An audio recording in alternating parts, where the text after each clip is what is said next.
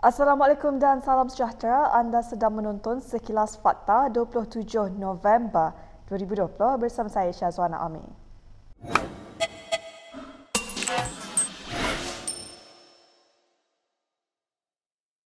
Malaysia bakal menerima 12.8 juta dos vaksin COVID-19 daripada syarikat gergasi farmaseutikal Amerika Syarikat, Pfizer, untuk menampung keperluan 6.4 juta rakyat Malaysia. Perkara itu diumumkan oleh Perdana Menteri Muhyiddin Yassin hari ini. Muhyiddin berkata penghantaran bekalan pertama sebanyak 1 juta dos akan dibuat pada suku pertama tahun depan. Ini disusuli dengan 1.7 juta dos pada suku kedua, 5.8 juta dos untuk suku ketiga dan 4.3 juta dos pada suku keempat tahun depan. Beliau berkata pemerolehan bekalan daripada Pfizer itu adalah hasil perjanjian pembelian awal ditandatangani kerajaan dengan syarikat itu melalui Kementerian Kesihatan Malaysia Selasa lalu. Selain itu katanya Menteri Kesihatan Adam Baber telah menandatangani perjanjian dengan Facility Access Global Vaccine COVID-19 COVAX untuk mendapatkan vaksin buat 10% lagi populasi Malaysia. Sementara itu katanya Malaysia akan memulakan kajian klinikal fasa 3 vaksin COVID-19 bulan depan sebagai sebahagian daripada inisiatif kerajaan dengan kerajaan G2G bersama China. Menurutnya kajian itu akan diadakan ke atas vaksin yang dibangunkan oleh Institute of Medical Biology Chinese Academy of Medical Sciences. Presiden PKR Anwar Ibrahim mungkin dipanggil sebagai saksi mahkamah bagi kes saman Muhammad Yusof Rota terhadap pembantu politiknya Farhash Wafa. Nama ahli Parlimen Port Dickson itu ada di dalam senarai individu yang mungkin dipanggil sebagai saksi semasa pendengaran kes saman Yusof di hadapan Mahkamah Session Shah Alam yang bermula pada 30 Mac tahun depan. Tindakan undang-undang itu disebabkan serangan fizikal yang didakwa berlaku terhadap Yusof di Pejabat Anwar di Bukit Gasing pada Mei tahun lalu. Peguam Muhammad Hanif Katri Abdullah yang mewakili Yusof hari ini mengesahkan Anwar adalah saksi yang berpotensi di dalam tuntutan mahkamah terhadap Farhash. Peguam itu berkata Mahkamah Session Shah Alam menetapkan saman berkenaan untuk didengar di hadapan Hakim Fathia Idris pada 30 dan 31 Mac tahun depan. Dilaporkan Yusof menyaman Farhash dan Setiausaha Akbar Anwar, Tunku Nasrul Tunku Abaidah berkaitan dengan tuduhan serangan fizikal di Pejabat Anwar. Yusof menarik perhatian umum tahun lalu di sidang media pada 3 Disember apabila mengaku telah diserang secara seksual oleh Anwar. Pada 14 Januari tahun ini, Jabatan Peguam Negara mengumumkan tiada pendakwaan yang akan dikenakan terhadap Anwar kerana kekurangan keterangan. Pada 24 Januari, Farhash memfailkan saman fitnah terhadap Yusof berhubung sidang media pada 3 Disember. Pada 20 Februari dilaporkan polis telah membuka kembali siasatan kes tuduhan serangan terhadap Yusof. SPR menetapkan pengundian pilihan raya kecil bagi kerusi Parlimen Greek Perak dan Dewan Undangan Negeri Bugaya Sabah dijalankan serentak pada 16 Januari 2021. Perkara itu diumumkan oleh pengerusi SPR Abdul Ghani Saleh di Putrajaya. Tarikh RIT PRK Parlimen P054 Greek Perak pada 27 November 2020 hari Jumaat pada hari ini. Tarikh RIT PRK DUN N66 Bugaya Sabah pada 30 November 2020 pada hari Isnin. Hari penamaan calon pada 4 Januari 2021 hari Isnin. Hari mengundi awal pada 12 Januari 2021 hari Selasa. Hari mengundi pada 16 Januari 2021 pada hari Sabtu. Kedua-dua PRK berkenaan perlu diadakan berikutan kekosongan luar jangka kerusi Parlimen Greek dan Dun Bugaya susulan kematian kedua-dua penyandang kerusi tersebut. Penyandang kerusi Parlimen Greek Allahyarham Hasbullah Osman meninggal dunia pada 16 November akibat sakit jantung. manakala penyandang kerusi Dun Bugaya Allahyarham Manis Muka Muhammad Darah kembali ke rahmatullah pada 17 November lalu.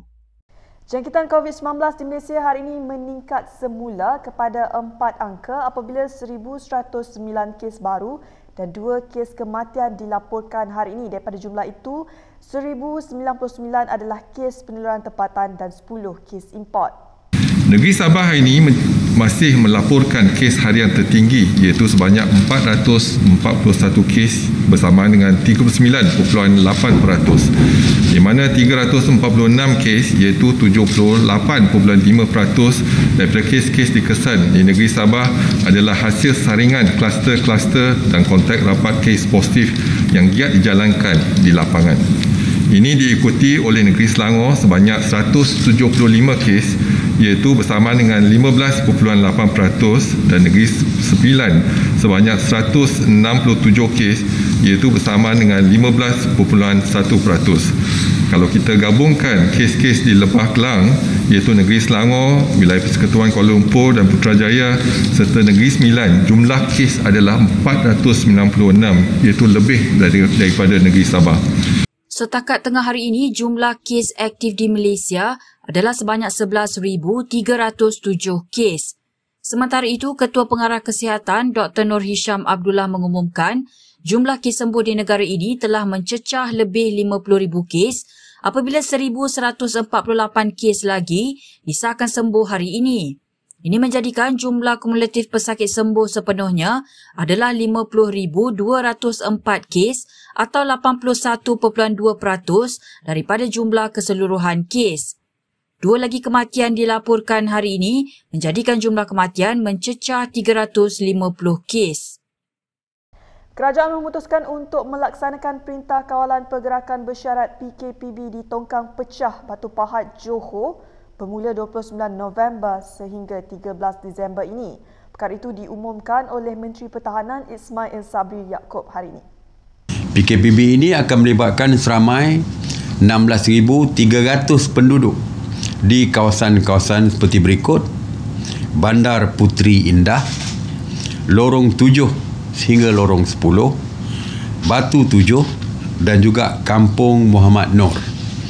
Pelaksanaan PKPB ini bagi membolehkan KKM melaksanakan saringan secara bersasar dan untuk mengurangkan pergerakan daripada kalangan penduduk di kalangan komuniti di kawasan ini. Sementara itu, Ismail mengumumkan kerajaan akan melaksanakan ujian saringan COVID-19 wajib kepada pekerja warga asing secara berperingkat dan bersasar bermula 1 Disember 2020. Permulaannya 1 bulan 12 iaitu bermula di Selangor dan Negeri Sembilan. Seterusnya diikuti oleh Kuala Lumpur, Pulau Pinang, Sabah, wilayah Persekutuan Labuan, ya. Dan permulaan ini difahamkan 100,000 ujian akan dimulakan dengan 100,000 ujian kepada pekerja-pekerja warga asing ini bagi mengelakkan kesesakan berlaku.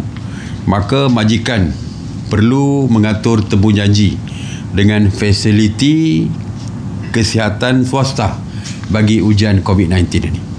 Pelaksanaannya akan dilakukan melalui 4 mekanisme dan kos ujian saringan ini perlu ditanggung oleh majikan di mana perkeso akan menanggung kos sebanyak RM60 bagi setiap ujian tersebut.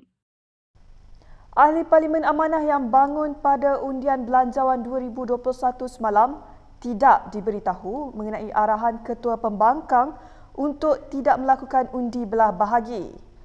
Perkara itu dinyatakan oleh Ahli Parlimen Shah Alam Khalid Samad dalam satu sesi temu bual malam tadi. Saya tak dapat WhatsApp daripada Ketua Pembangkang, hanya daripada Ketua WIP.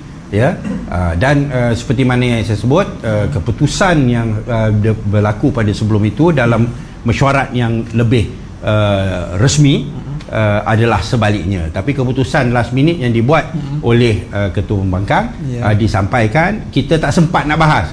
So bagi saya, minta maaf ya saudara Hafiz ya, kami ni bukan jenis yang sami'na wa ta'na lah, kecuali terhadap Allah dan Rasul lah. Yang lain minta maaf lah.